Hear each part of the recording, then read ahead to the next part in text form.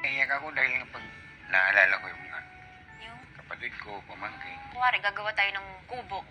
Kaya niyo po? Marunong? Oo. Oo. Pwede ba yun na gawin natin sa Bicol? Gawa tayong kubo. Pwede rin. Di ba? Oo.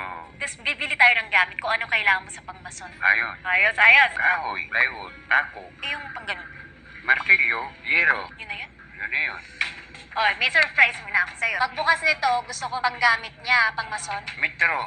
Kailangan Oh, metro pa ha. Oh, wait lang. Takpan ko muna. Tapos pikit ka. Metro pa ha. Idagdag nyo nga. hulog,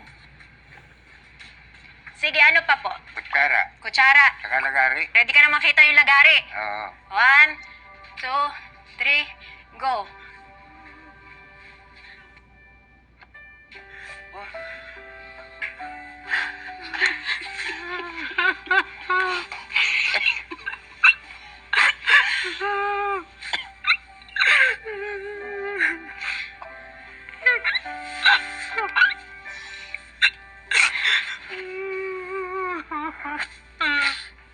Tulungan ako ni ano.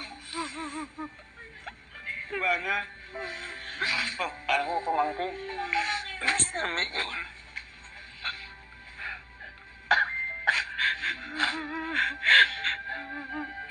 Mag-uwi na tayo.